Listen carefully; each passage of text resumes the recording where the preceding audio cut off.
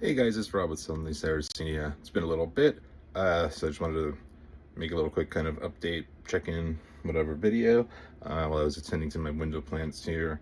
All of my plants are in at this point. A couple, in their pots still acclimating before I pot them. I'll show you that in a few days probably. Yeah, I just want to show you what I've got going on in this windowsill here. So here's a pan, and in the back we've got some typical plants. We've got some pothos, alocasia, and bat flowers. Same on the other side. We got the very rare artificialis plantea up here. There's also a little pothos in a soil pot behind that. And then the front is where we have our carnivorous guys. This is a pinguicula bowl here. We've got the tangerine cross cyclosecta. This is the cyclosecta with its second flower on it. We've got the baby medusa. This is the rotundifolia cross gracilis, I believe. And this guy is the laxifolia cross wawapan. Got the pinguicula soil and a couple lava rocks in here. No drainage, but we've got kind of a drainage layer of larger rocks and pebbles. Basically some leftovers of these things here from this bowl. More pinguiculas. This one here, it's just water and lava rocks, no soil. A little bit of soil on the lava rocks to help them, the roots, but as far as the bowl itself, there's none. Got Aphrodite here. It's looking a little bit sad right now. This is the Guatemalan butterwort, looking as happy as it's looked. We've got an immaculata here and another baby medusa. This one looks like it's doing all right. This is a newer one for the collection here.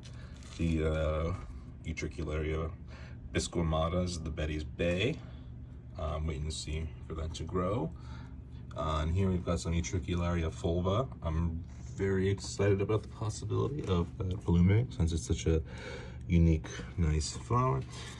And it's in here with some live sphagnum and dwarf sphagnum. I'm trying to get that growing and hopefully can be like settling as ultimately the growing medium for it. This is the cube here. Something of a little paludarium. It looks like it's half of the Aldrovanda. I tried to maybe propagate it. Looked like it was a possible option. I don't know how well that's doing. The other one is hanging out up here. Looks all right. You can see some utricularia in there with it. So yeah, this tank, it's got these couple of those floaty things. I can't remember what those are. I think it's water lettuce. And there is a very vigorously growing utricularia inflata in there. That's primarily what you're looking at. And there's some utricularia gibba floating around in there. I believe there should be some utricularia biloba in here as well. Had a couple dragonfly larvae in here. I don't know if there's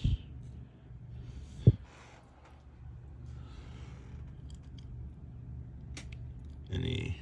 Yeah, it's just a lot harder to find them as these plants have really developed. I mean, look at the size of some of these traps on that utricularia. I mean, wow. Yeah, I'm very pleased with how well that's done.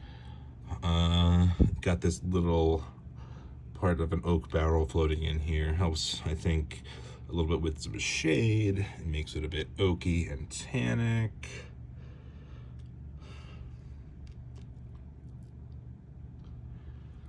And there's like an Anubias nana or 4 in there at the bottom.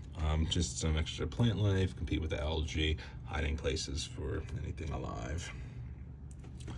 And this is the source of the gibba and biloba. It's a little ecosystem in a bottle here. There's some more in there still. Got a utricularia party here that I had ordered. It's about 6 different species. Put a little bit of fulva in there. So looking forward to seeing what this like continues to grow into. It's pretty cool. I've got it in this glass vase. Some long fiber sphagnum at the bottom, and I've got some live dwarf sphagnum there. Kind of hoping that this can eventually be like just hoping that live sphagnum will settle in and the utricularia will really be just growing in that. There's another non-carnivorous one. There's just a jewel orchid in here, and I've got some live sphagnum, the dwarf sphagnum, trying to go further in there.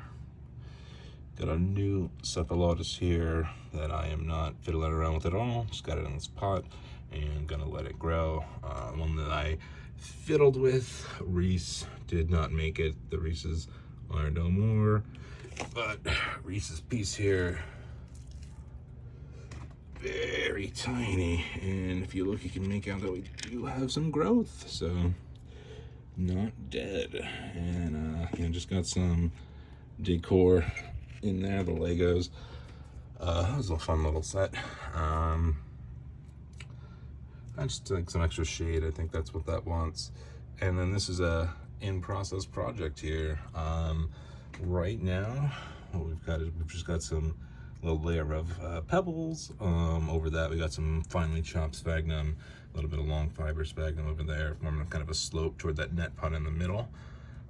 In that net pot is some, right now it's just the dwarf sphagnum growing, and then I've got some utricularia graminifolia around there to settle in. So I'm trying to have that carpet, and once that spreads, I'll be filling this up with some water.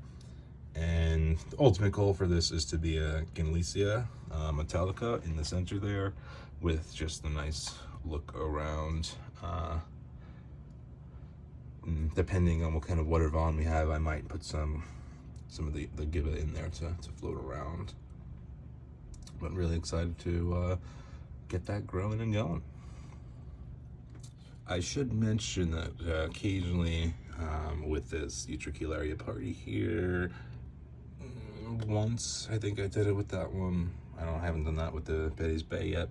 I'll take a little bit of water out of here and use it to water there.